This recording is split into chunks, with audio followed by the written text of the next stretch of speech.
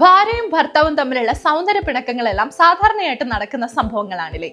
ഇങ്ങനെയുള്ള പിണക്കങ്ങളെല്ലാം ഉണ്ടാകുന്ന സമയത്ത് ചില സമയത്ത് ഇത് അടിയിലൊക്കെ കലാശിക്കുന്ന സമയം ഉണ്ടാവാറുണ്ട്. അതായത് ദേഹോപദ്രവത്തിൽ കൊണ്ടെത്തിച്ച് ഫിസിക്കൽ അസോൾട്ടിലൊക്കെ എത്തുന്ന ഭാര്യയും ഭർത്താവും ഇതൊന്ന് ശ്രദ്ധിക്കുന്നത് നല്ലതാണ്. ഇവിടെ യുഎയിൽ പ്രത്യേകിച്ച് നല്ല നിയമ നടപടി നേരിടാനുള്ള ചാൻസ് ഉണ്ട്. കഴിഞ്ഞ ദിവസം ഒരു സംഭവം ഉണ്ടായി. വഴക്കിനിടയിൽ ഭാര്യയുടെ വലത് കൈ വളച്ചൊടിച്ചതിന് ഏകദേശം 3 മാസത്തെ തടവും അത് കഴിഞ്ഞിട്ട് നാട് കടത്തലുമാണ് ഒരു ഭർത്താവിന് ശിക്ഷയായിട്ട് ദുബായ് കോടതി വിധിച്ചിട്ടുള്ളത്.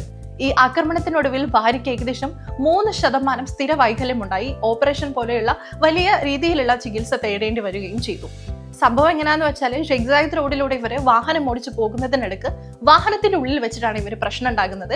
ചെറിയ എന്തോ ഒരു കാര്യത്തിൽ തുടങ്ങിയതാണ്. ഒടുവിൽ ഇത് ദേഹോപദ്രവം പോലുള്ള ഫിസിക്കൽ അസോൾട്ടിൽ കൊണ്ടെത്തിച്ചു. സത്യം പറഞ്ഞാൽ ഭർത്താവിന് കിട്ടിയിട്ടുള്ള ശിക്ഷ എന്ന് പറയുന്നത് 3 മാസത്തെ തടവും അതുപോലെ തന്നെ നാട് കടത്താനുമുള്ളതാണ്. ചില സമയത്ത് ഇത് ഇങ്ങനെ ആയിക്കൊള്ളുന്നില്ല. വലിയ രീതിയിലുള്ള ശിക്ഷ കിട്ടാനുള്ള ചാൻസ് ഉണ്ട്. പലപ്പോഴായിട്ടും ഒന്ന് സംസാരിച്ച് തീരാവുന്ന പ്രശ്നമാണ് ഈഗോയും മറ്റും കാരണം നമ്മൾ പല രീതിയിലുള്ള നിയമവശങ്ങളിലേക്ക് ഇത് എത്തിപ്പോകുന്നത്. ചില സമയത്ത് നമ്മളൊരു ദേഷ്യം കാരണം ഇങ്ങനെയൊക്കെ എത്തിപ്പെടാനുള്ള ചാൻസ് ഉണ്ട്.